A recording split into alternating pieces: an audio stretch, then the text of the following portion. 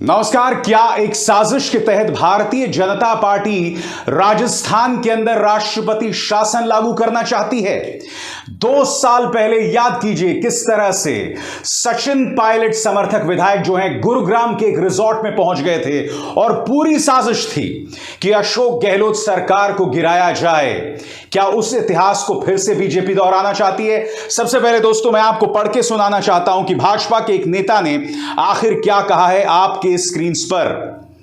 राजस्थान में ताजा राजनीतिक घटनाक्रम के बीच बीजेपी के वरिष्ठ नेता और विधानसभा में उपनेता प्रतिपक्ष राजेंद्र राठौर ने रविवार रात कहा कि राज्य में मौजूदा राजनीतिक हालात राष्ट्रपति शासन की ओर इशारा कर रहे हैं। ऐसा क्यों हो रहा है वो मैं आपको आगे बताऊंगा, मगर बीजेपी को अब एक मौका दिखाई दे रहा है कि राजस्थान की सरकार चुनावों के 1 साल पहले गिरा दी जाए।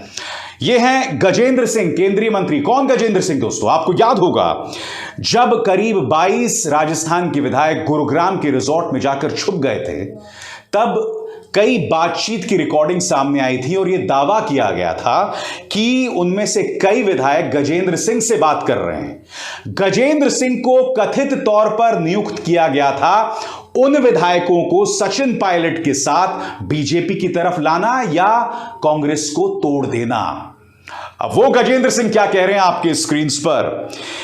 केंद्रीय मंत्री गजेंद्र सिंह ने ट्वीट किया, बाड़ेबंदी की सरकार एक बार फिर बाड़े में जाने को तैयार। अब ये बाड़ेबंदी क्या होता है दोस्तों? जब आप विधायकों को रिजॉर्ट्स में रखते हैं तो उसे बाड़ेबंदी कहा जाता है। उल्लेखनीय है कि 2 साल पहले राजनीतिक संकट खड़ा होने पर कांग्रेस के विधायक महीना भर अधिक समय तक विभिन्न होटलों में रहे, जिसे स्थानीय भाषा में बाड़ेबंदी कहा जाता है। मगर कांग्रेस में भी जबरदस्त खेला चल रहा है। आपके स्क्रीन पर मल्लिकार्जुन खड़गे और अजय माकन, ये हैं केंद्र की तरफ से एक पर्यवेक्षक, यानी कि कांग्रेस आलाकमान ने 2 नेताओं को भेजा था। क्यों भेजा था? ताकि वो तमाम विधायकों से बात करें और उन्हें समझाएं कि अगला मुख्यमंत्री सचिन पायलट को बनाया जाए। मगर ये 92 लोगों ने बगावत कर दी है दोस्तों। सबसे पहले ये लोग पहुंच गए शांति धारीवाल के घर, कांग्रेस के नेता शांति धारीवाल के घर। आपने कई 2-2 पदे, आज ये बता दे कोई भी हाईकमान में बैठा हुआ आदमी ये बता दे कि कौन से 2 पद हैं आज अशोक गहलोत के पास जो आप जो है उनका इस्तीफा मांग रहे हो? नहीं है कोई भी। कौन से 2 पद हैं? एक ही पद। कुल मिला के 1 पद है मुख्यमंत्री का। जब दूसरा पद मिल जाए तब जाकर के बात उठेगी। आज क्या बात उठ गई जो आज आप इस्तीफा मांगने के लिए तैयार हो रहे हो? तो ये सारा षड्यंत्र जो है, जिस षड्यंत्र ने पंजाब खोया वो राजस्थान भी खोने जा रहा है। ये तो आप लोग अपन लोग समझ जाएं तब तो राजस्थान बचेगा, वरना राजस्थान भी हाथ से जाएगा। और उसके बाद ये लोग स्पीकर सीपी जोशी के पास जाते हैं और अपना इस्तीफा सौंप देते हैं। इनका क्या कहना है? उनका यह कहना है कि सचिन पायलट को किसी भी कीमत पर मुख्यमंत्री ना बनाया जाए, क्योंकि आज से 2 साल पहले जो पार्टी के अंदर बगावत हुई थी उसका नेतृत्व सचिन पायलट ने किया था। तो ऐसे में सचिन पायलट पर एतबार कैसे किया जा सकता है? ये 92 विधायक, जी हां, इनमें से कुछ वो भी थे जो उन 22 विधायकों में शामिल थे, यानी कि सचिन पायलट का समर्थन कम हो गया है 2 साल पहले के मुकाबले। अब इन 92 विधायकों में से यह भी कहना है कि अगर आपको मुख्यमंत्री बनाना है तो उन 92 लोगों में से किसी एक को बनाएं, क्योंकि आप जानते हैं अशोक गहलोत कांग्रेस अध्यक्ष पद चुनावों में शिरकत करने वाले हैं और उनकी जीत की पूरी संभावना जतलाई जा रही है। अब इन्होंने 2 जो हैं शर्तें रख दी हैं जो मैं आपको पढ़ के सुनाना चाहता हूं। गहलोत के वफादार विधायकों की 2 शर्तें हैं। पहली कि मुख्यमंत्री का उत्तराधिकारी कोई ऐसा होना चाहिए जिन्होंने 2020 में राजनीतिक संकट के दौरान सरकार को बचाने में महत्वपूर्ण भूमिका निभाई थी, न कि कोई ऐसा जो इसे गिराने में लगा हुआ था। अब वाजिब बात है दोस्तों, सचिन पायलट दरअसल राहुल गांधी के बहुत करीबी हैं, बिल्कुल उसी तरह से जैसे ज्योतिरादित्य सिंधिया राहुल गांधी के बहुत करीबी थे, जितिन प्रसाद राहुल गांधी और गांधी परिवार के बहुत करीबी थे, आरपीएन सिंह गांधी परिवार के बहुत करीबी थे, गुलाम नबी आजाद गांधी परिवार के बहुत करीबी थे, कैप्टन अमरिंदर सिंह गांधी परिवार के बहुत करीबी थे। मगर इन सब में समानताएं क्या हैं सचिन पायलट को छोड़ के? हालांकि सचिन पायलट ने भी लगभग छलांग लगाई दी थी। इन सब में समानता यह है कि गांधी परिवार के इतने करीब होने के बावजूद जब ये लोग सत्ता से बाहर हुए तो सत्ता से बाहर रहना इन्हें बर्दाश्त नहीं हो पाया और इन्होंने पार्टी छोड़ दी, बीजेपी ज्वाइन कर ली या भाजपा का समर्थन करने वाले हैं।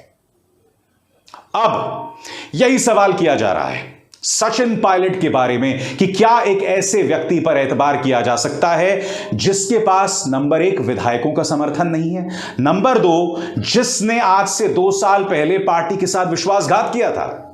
अब दूसरी शर्त क्या है दोस्तों आपके स्क्रीन पर गहलोत समर्थक विधायकों की? दूसरी ये कि तब तक कांग्रेस विधायक दल की बैठक नहीं होनी चाहिए जब तक कांग्रेस अध्यक्ष पद का चुनाव ना हो जाए, जो कि 19 अक्टूबर को है। जाहिर सी बात है, ये विधायक क्या चाहते हैं? ये विधायक ये चाहते हैं कि 19 अक्टूबर के बाद जब अशोक गहलोत कांग्रेस के प्रेसिडेंट बन जाएं, उसके बाद ये अशोक गहलोत का हक हो कि वो तय करें विधायकों के साथ बातचीत करके कि राजस्थान का अगला मुख्यमंत्री कौन हो।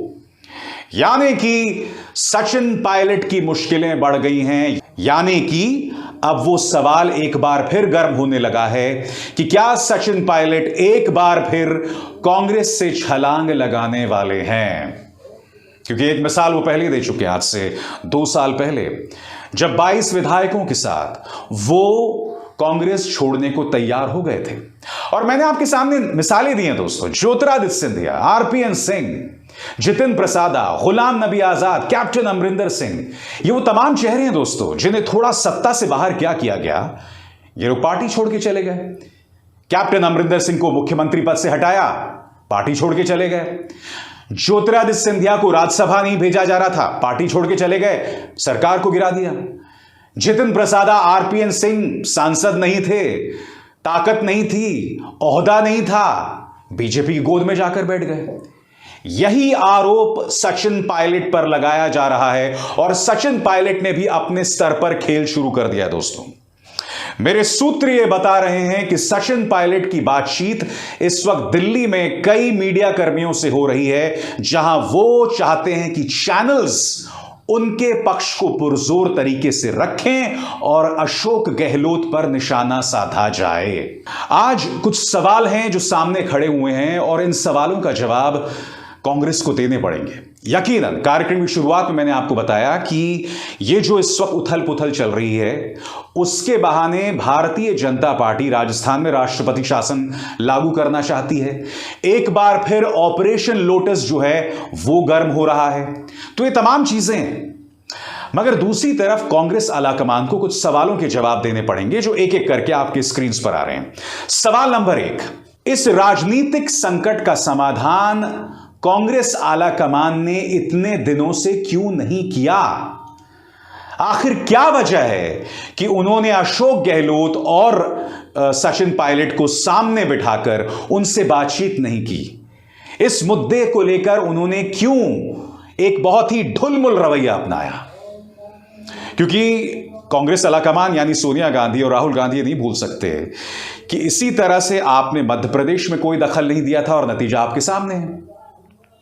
आपको सत्ता हासिल हुई थी, आपको बहुमत हासिल हुआ था, फिर भी ज्योतिरादित्य सिंधिया की बगावत के चलते आपकी सरकार चली गई। ये तमाम तथ्य हैं और इनसे आप आंख नहीं चुरा सकते। गांधी परिवार इस मुद्दे से आंख नहीं चुरा सकता। मुद्दा नंबर 2, आखिर सचिन पायलट जो मुख्यमंत्री बनना चाहते हैं, पिछले 1.5 सालों से क्या कर रहे हैं? बहुत जरूरी था कि वो विधायकों का विश्वास जीतते और उनका विश्वास जीतने के बाद अपनी दावेदारी पेश करते। मगर हुआ क्या है पिछले 1.5 सालों में? उनके साथ जो 22 विधायक थे उनमें से कई टूटकर अशोक गहलोत खेमे में चले गए। क्योंकि कल शांति धारीवाल के घर कितने विधायक थे? 92 विधायक थे। 107 में से 92 यानी कि सचिन पायलट के साथ ज्यादा से ज्यादा 15 विधायक होंगे। अब सवाल यही पैदा होता है कि सचिन पायलट को ऐसे में मुख्यमंत्री कैसे बनाया जा सकता है? गांधी परिवार से एक और सवाल, और ये सवाल ये कि आखिर क्यों वो चाहते हैं कि तमाम राज्यों में कांग्रेस के अंदर मल्टीपल पावर सेंटर्स हों, यानी कि कई दिग्गज नेता हों और वो आपस में भिड़ते रहें। पंजाब आपके सामने मिसाल है, सत्ता हाथ से चली गई। अब मैं आपको लेकर चलना चाहता हूं कर्नाटक। इन दो चेहरों पर गौर कीजिए, सिद्धरमैया, डीके शिव कुमार। सिद्धरमैया और उनकी लोकप्रियता पर सवाल नहीं खड़े किए जा सकते। इस वक्त कर्नाटक में उन्हें जबरदस्त लोकप्रियता मिल रही है। आपको याद होगा कुछ दिनों पहले उन्होंने एक बड़ी चुनावी रैली की थी जिसमें राहुल गांधी भी गए थे। जबरदस्त प्रतिक्रिया मिली थी दोस्तों उनको। मगर डीके शिव कुमार जो हैं वहां पर मुख्यमंत्री बनना चाहते हैं। कांग्रेस आलाकमान को चाहिए कि इन मुद्दों को संबोधित करें, मगर वो नहीं कर रहे हैं। क्यों? क्योंकि हो सकता है कि कांग्रेस आलाकमान के जहन में कुछ ऐसी सोच हो कि हम राजा महाराजा हैं और मुद्दों का समाधान खुद ब खुद हो जाएगा। ऐसा तो होता नहीं है। तो आपके सामने राजस्थान के अलावा कर्नाटक की भी मिसाल है। वहां पर इस वक्त परात में सत्ता है, यानी कि जब भी चुनाव होते हैं कांग्रेस बहुत आसानी से जीत सकती है। मगर वहां पर क्या हो रहा है? Siddaramaiah versus DK Shivakumar. हरियाणा की भी मिसाल देखिए, वहां पर भी भूपेंद्र सिंह हुड्डा वर्सेस कुमारी शैलजा चल रहा था।